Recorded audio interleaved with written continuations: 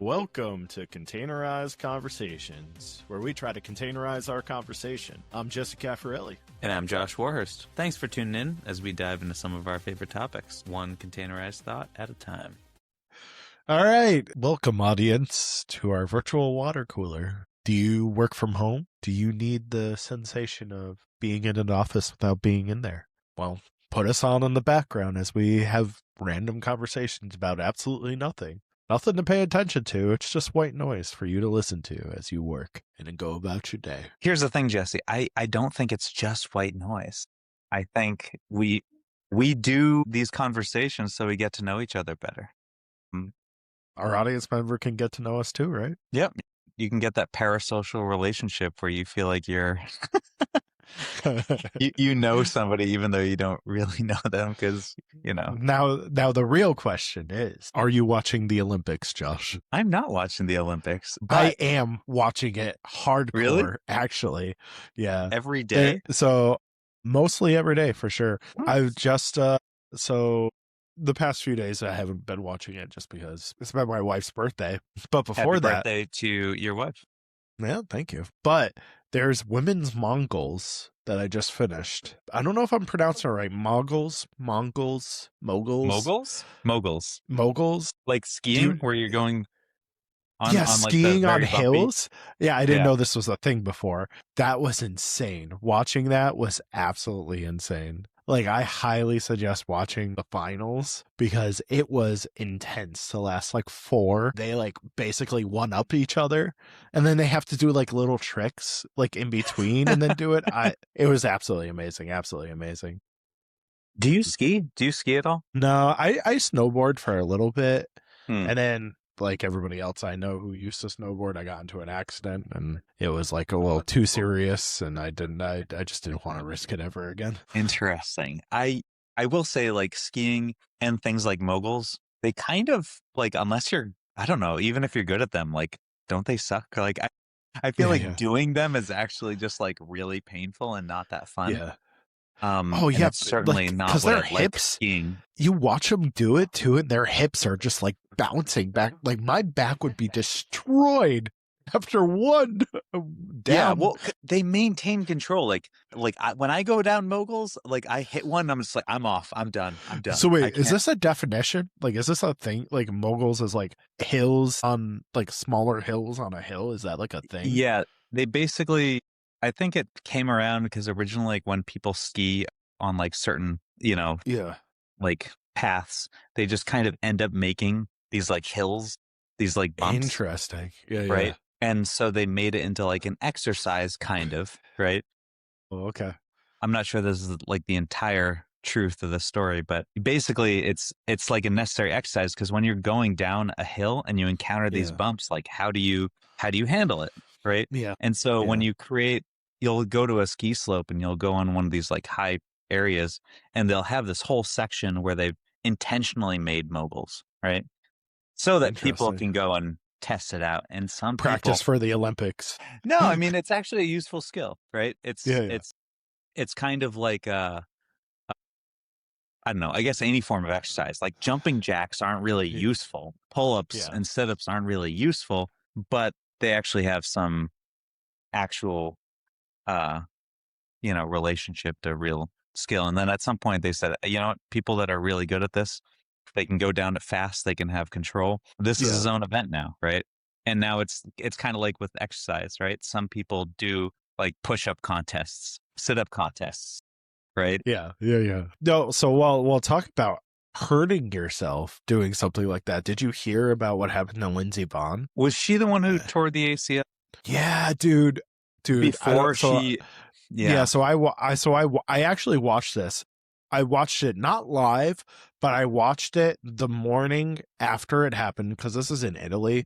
So a lot of this stuff is happening while we're sleeping. Yeah. And then like we wake up and there's like pre-recorded ones. So I watched it without even seeing the news so I had no idea what happened. And I don't know a lot about the Olympics, right? I don't follow it religiously. And so like I don't know previous athletes or anything.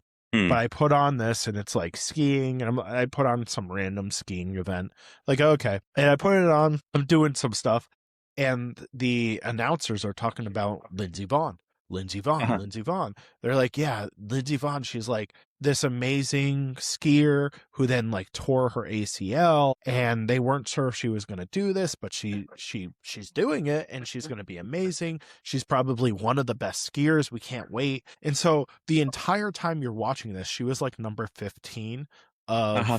of the skier, and so like you have to go through all 14 before you get to her. The rest of the 14, the announcers are just talking about Lindsey Vonn. So I'm like, okay, I have to watch Lindsey Vonn. Like I barely pay attention to this, but like I feel like I need to see Lindsey Vonn ski because They've been building it apparently up the she's gonna, entire time. yeah, and she's gonna like destroy the pacing because it's all pacing, right? Like Yep. it's whoever gets down the hill fastest. And so Lindsey Vonn comes on, and I'm like, oh, okay, this is going to be amazing. She's going to be like the fastest. She's going to do some crazy trick. And so I'm watching, and literally like 10 seconds in, she wipes and bad. And I'm like, what am I watching right now? And it's like, it was so bad. But it was so weird because it was like the announcers just set this up to be like you have to watch this. They like didn't the know biggest either. plot twist. Yeah. It Well, was crazy. It was crazy. It's funny because I basically consume the Olympics and most events in the world through like news, right? And Yeah. through like written news, right? I read like AP News, right? And it was like a day before the event. And it was like, oh, like she tore her ACL. Like, and I know so many people have torn their ACL, and it's like, that's not Yeah. good. Right? Like that's one of these muscles that a lot of a lot of athletes tear because it's, you know, a high stress muscle that they need. And so doing it in spite of tearing the ACL is like crazy. Also, from like an Olympic athlete standpoint, she's on the older side, right? Yeah. And, you know, I mean, there's old athletes like Tom Brady, right? Yeah. But a lot of the, you know, Olympic athletes, they're like in their 20s and 30s, right? Yeah. And some people, they're still in their teens, depending on the sport. And so when you get people that are like in their 40s, you're like, wow, that's impressive. And they Yeah. probably have a history. But it does suck because you have something like this where it's like, whether she, especially now that she's failed, but even if she completed it, like this is probably her last Olympics anyway. So I feel like she just was like, let's just do it. Right. And honestly, so I watched it like not live, but like I watched it without knowing any of this happened. And I really don't think the accident happened because she had a torn ACL. Like there's this one part where it curves and jumps at the same time. And if you don't hit it right, you can hit the jump like improperly. And if you watch her, she actually clips a flag as she's jumping. And so it like twisted her body as she went over the jump. And so like when she went to land, she was sideways. And because she was sideways, it was literally just like cartwheeling. And I'm sure like her injury didn't help in the situation of like whether or not she broke something. But I don't think, I honestly don't think the wipeout was because of her torn ACL. Well, which is also super unfortunate. I was a history major in school. And one of the things they teach as being a history major, this is one of my favorite things, but is like, it doesn't matter what could have happened, what actually happened, right? Yeah. And there is an element of this where it's like we don't really know what could have happened if she didn't tear her ACL, right? Yeah. We don't really know the impact that it played, right? We're not her. Yeah. And I think a lot of people, like, they don't know exactly why certain things happen. Like the light could have been off, right? The sun could have been at a certain place where the light made something not seem bad when it actually was bad, right? It's so hard to say. It just, I don't know. To me, like, I like the idea when I'm still in my 30s, right? I like the idea that, like, you know, I still have the best times ahead of me. And I gotta say, I feel like it must be, and mind you, my life's good right now. It was good 10 years ago. It's good now. My life has constantly been good, right? Yeah. But I still feel like it's going to continue to be good, hopefully, right? Yeah. But I feel like for athletes, like, they basically have this period where it's good, and then hopefully they have enough from that initial Yeah. momentum to survive after that. It's a Man. problem that I don't want to have. Well, it's the other crazy part because I read an article that's was basically some guy who was a gold medalist in the Mhm. Olympics and is now working like a 12-hour and a $12 an hour job. Like can't find a job because doesn't really have any other skills. And that's the problem, right? Like he got out of college making tons of money. If you don't save it, if you don't not smart with it, it could almost mess your life up even more, you Well, know? and it's not just not being smart about it. It's like there are people who target Yeah. young rich people, right? Yeah, Because yeah. young rich people, they have a lot of money, they don't know any better. They're like, Yeah. "Oh, don't give it to these people. Give it to me. I can manage your Yeah. money." Yeah. And I'm going to suggest you do all these really silly activities because it's good for the brand and it'll Yeah. be good for your money and sorry, over the long period, it's not actually great for them. And it's not their fault. Yeah. It's like they were led astray while they Yeah. were young Yeah. when they actually had the money. So I Yeah. don't know. I don't want to place all the fault in, individuals who are No, but multimillionaires when they're it's hard, 20. especially if you make that money when you're young, right? You haven't learned money management yet. You haven't, it's like being a childhood actor. It's like it could really mess up your view on life as you get older, you know? Yeah. Yeah, but it's nice, like I feel like we're both in the situation where we kind of have a career upward trajectory, Yeah, right? yeah. Where like until, I mean, I know they say like in your late 50s and 60s, like people aren't prepared for how well their sort of skills kind of drop off and Yeah. go down in certain ways. But regardless, like I still feel like we have 20 years ahead of us of like Let's hope so. not smooth sailing, right? I don't think we have smooth sailing ahead of us, but Yeah. that at least when you work in a field where like the work is mental, Yeah, the yeah. mind stays sharp for longer than the body stays sharp. So But my body's falling apart because I sit in a chair most of the day. So, yeah, okay. You need to do both. yeah, You yeah. need to keep the There's a mind sharp. balance. You got to keep the There's a body balance. sharp. All right. So other hot Olympic tea. Mm, I bet you didn't know how in I am on this Olympic scene. This I is didn't. probably a new thing for you. I didn't. All I have right, like 3 so stories and you have like 40. this is the other hot Olympic tea right here for you. Figure skating has been going terribly wrong for a lot of people. Not for the gold medalist. Well, yeah. But it's been a complete mess this year. And the reason why is because up until a few years ago, if you were a figure skater, you had to figure skate to instrumentals, right? Oh, yep. Yep. And so like it couldn't be anything other than instrumentals. But a few years ago, they kind of relaxed those. And so now you can kind of use whatever music you want. And so a bunch of the figure skaters were like, great. I would love to do figure skating to like popular music. So let me choose some popular music.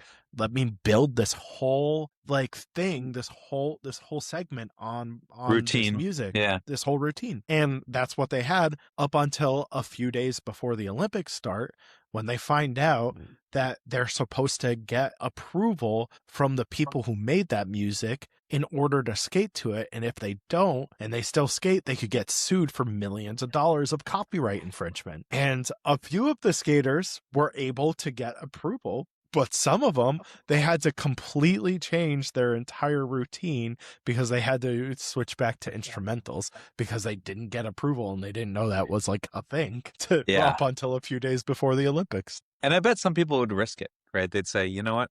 I'm not going to change anything, I mean, I- those people don't really get paid anything, so like you can't risk it.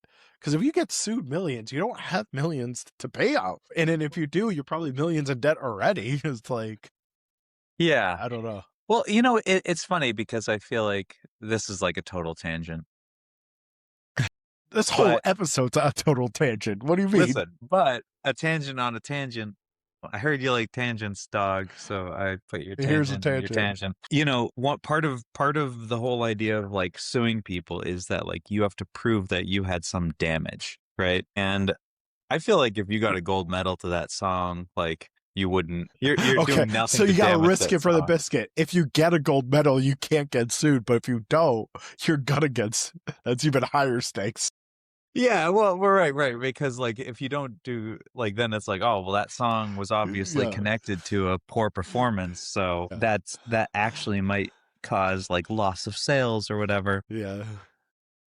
You know, you could theoretically connect it to some kind of damages, right? But like Yeah. legal arguments is that you have to be damaged by somebody using this Yeah. stuff, Yeah. right? But yeah, I don't know. I did hear about that. I heard about people who performed even though they didn't have permission, and that was an issue. Yeah, I don't envy the person who had to find permission from some famous person a week Yeah. before Yeah. they had to do it. It's just amazing how much of a mess. And again, I just feel like copyright infringements it's gone too far for some of that stuff. Like a figure skater needing approval to figure skate to a song. I don't know. I feel like that's going too far. Yes, I'm kind of in that camp where like, okay, let's say they use it and they say, this is my song. Yeah, exactly. It's not this other person's song. It's my song. Yeah. And like all the money I'm getting goes entirely to me, right? Yeah. Well, okay, you can make some statement about how like that's unfair and like misleading people, and that seems to be an infringement. But the whole like, okay, we're gonna go to, you know, Michael Jackson's Beat It, you know, and like we're gonna let people know that's his song, right? It's Michael Jackson's song. I'm just performing to it. I don't know. It's kind of like sampling music, right? Yeah. It's like, yeah. Well, especially incidental. like I feel like especially the Olympics. Like I feel like at the very least there should be like specific events that are like almost like excused Get out of jail free card. Yeah. And I feel like the Olympics is one of them. Like these are like the best non-profit organizations and the Olympics. like I feel like there's like certain things that should just be like, okay, like the rules don't apply in this specific situation, you know? Right. The rule that applies, I think, is you always give, you know, not attention. You always give credit due where credit's due. Right. Yeah. So if there's like a famous person and their music, like let people know who is doing that or like the name of the music. Yeah. But yeah, it's like these people aren't doing this because this song will make them a millionaire, right? It's like the performance is what they're doing, and the song is tangential. So I don't know. Even then, like, does anyone really make millions from being in the Olympics? No, I don't know. I think some people do. Know. I think some people do get like Michael Phelps, right? I think you get so much. Do they get paid? That's the thing is, do they get paid doing the Olympics, or do they just get money from being famous because they like did something cool in the Olympics, right? Like I don't know. But there's a lot of things like you say, how does anybody make money on a TV show, right? Yeah. It's like, well, actually they're not making money on the TV show. They're selling figurines, right? Yeah. And they're making money on the toys. Right? That's how they're making money, right? Yeah, nobody is actually making money at the Olympics. Nobody does a performance and then somebody's like, here's $400,000. Well, I'm pretty sure the people competing have to actually pay to be in the Olympics too. It's like they don't get paid to be in the Olympics. They pay to be in the Olympics. But theoretically, if you're on TV and you get exposure and people will be like, oh, that we'll connect this to like Nike or something like that or Patagonia. The brand deals. Brand deals is where they probably make most of their money, honestly. Yeah. And so that is like indirect, but it's related. So you know, you can say that person got a brand deal with some company that they wouldn't have gotten if they didn't have this song. I don't know, but I have one more story about the Olympics, but I think we're over time. I mean, this is our water cooler episode. We can be as much. I got to get back to work, Jesse. That's true. Yeah. You know, sometimes you got to cut a conversation short because you got to get back to work. But sometimes the conversation's so good, you got to keep going. Okay. The last real quick thing is, have you heard like the Canadian curling controversy? I mean, I've been watching curling and I've seen the United States get demolished by a bunch of places, but I haven't heard this controversy. So I think it was so in curling, there's a rule where after you send the thing off, you can't touch it again, right? Yeah. They call it like double touching, right? Yeah. Where maybe somebody they send it and then they correct it. Yeah. And I guess they also don't have cameras in curling, so it's completely up to a judge, right? Like a ref and arbiter. I mean, they have cameras. Like, I've been watching curling. Yeah, but they don't like judge it based on the camera. They judge it based on the ref, right? So it doesn't matter if there's like camera footage, that the ref is always right. Okay. So the men's Canadian team, they said they got double touched or whatever. And so like that disqualifies them, right? Okay. And so there was like this big deal about the Canadian men's team getting disqualified. And then the Canadian women's team, that the judge also said that they double touched. And they're like, I think they just said that because the men's team got it. And now there's like this extra scrutiny on us. And that's like the controversy. But then you read, random people online who are definitely right and, know better. And there's a lot of people that are like, no, they definitely double touched. Like, I don't know what it is of Canada and double touching, but it does sound like that's an unfortunate thing when like one thing is like a red flag and it's like a really easy thing to do. And I don't know. I'm glad I don't do curling. It's tough. What's interesting too is I feel like I've been watching curling. I haven't watched a lot of it before this year, and I feel like they hold on to that. I don't know what it's called, the ball or curling ball. They hold massive puck. They hold on to it for a very long time, and they like kind of like, I see a lot of them do a little side flick too to like make it like twirl at the end. There's probably some sort of pro move to do it or something. It's interesting that you can do a double touch because I feel like you can hold on to it for so long. I don't know. Well, yeah, but once you let go of it, that's it. That's it. It's kind of like your child going off to college, It's like, nope. Gotta just let it do its thing. Good or bad, right? I'm glad I don't have to deal with that for another 18 years, 17 years, 16 years. Gosh, it's coming up. It's coming. It's too many years. Well, I guess that's been our containerized conversation. No, that's our water cooler. That's our water cooler talk. We honestly, Josh, we should probably get back to work. We got to get back to work. Okay. It's 9:25 and the work won't do itself. And to our listeners, get back to work too, please. Have a good one. And that was our containerized conversation. I'm Jesse Caffarelli. I'm Josh Warhurst. Have a great night.